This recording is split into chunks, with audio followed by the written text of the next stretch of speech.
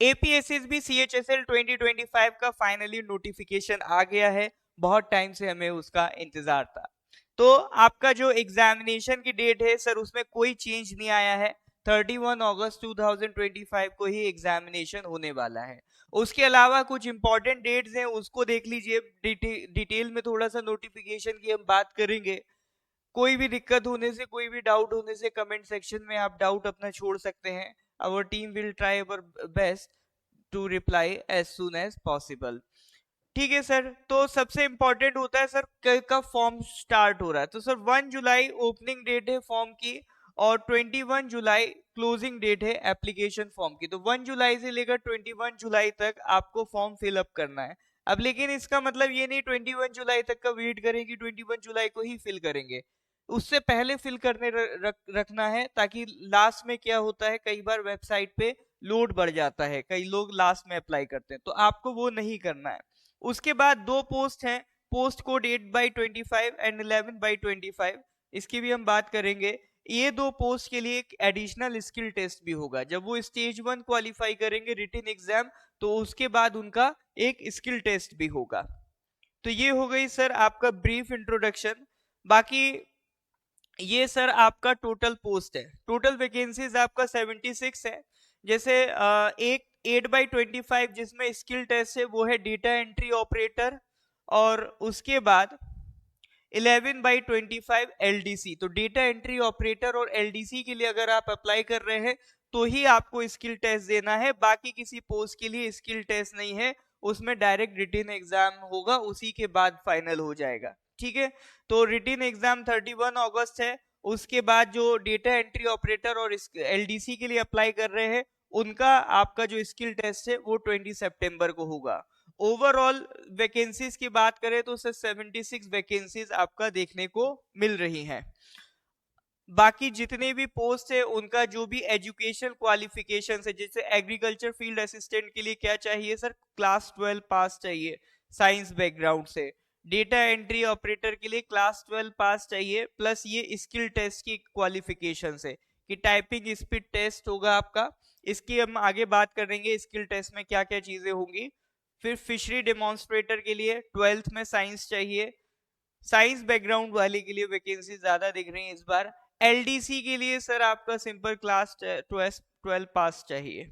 ठीक है, ये ओवरऑल हर एक जो पोस्ट आया है उसमें क्या क्या आपका किस बोर्ड से कितना क्वालिफिकेशन चाहिए वो यहाँ पर आपको डिटेल में मिल जाएगा।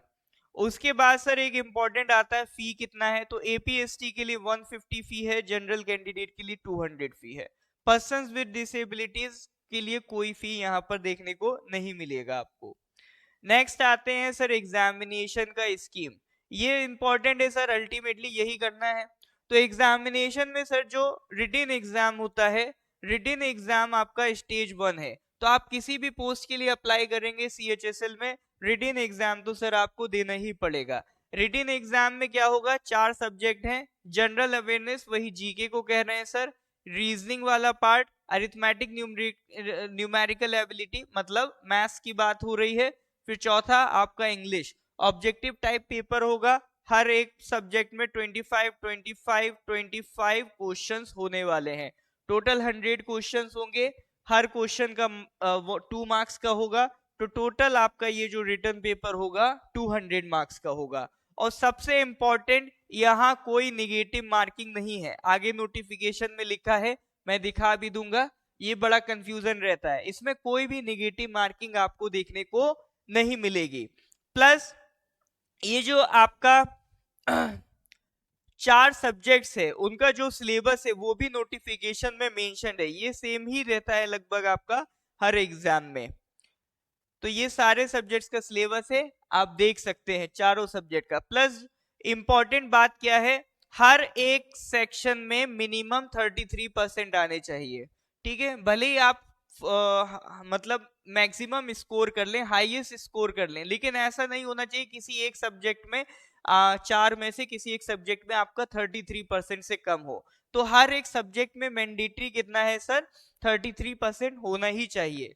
प्लस यहाँ पर कोई भी नेगेटिव मार्किंग आपका नहीं है, ये भी एक इंपॉर्टेंट बात है, ध्यान रखिएगा।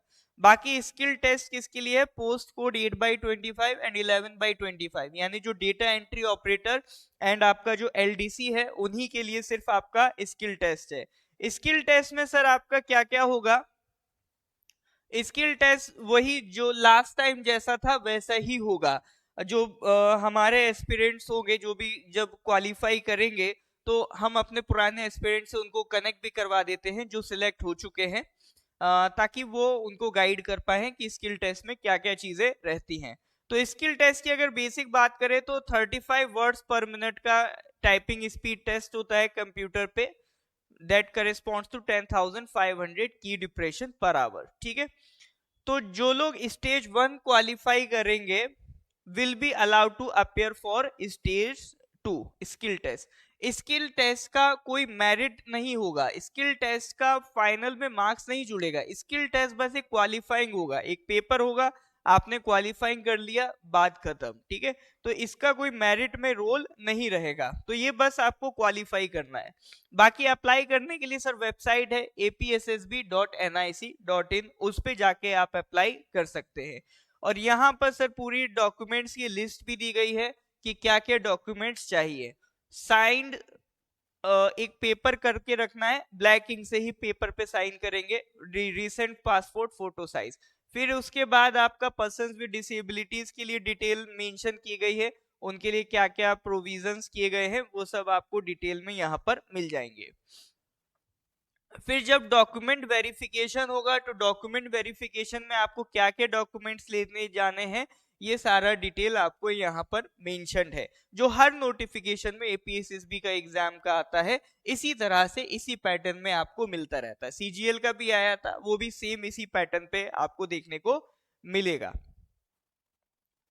नेक्स्ट सर आता है एज रिलैक्सेशन, तो एपीएसटी के लिए 5 इयर्स का है, पर्सन्स विद डिसेबिलिटी के लिए 10 इयर्स का है। ठीक है, बाकी जनरल के लिए कितना है?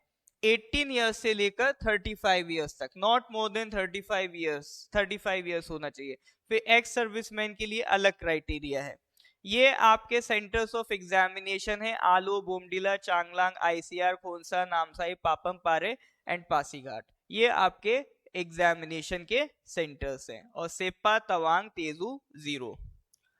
उसके बाद आता है सर जनरल इंस्ट्रक्शंस, यहाँ पर मेंशन है, उसको एक बार आप पढ़ लीजिएगा।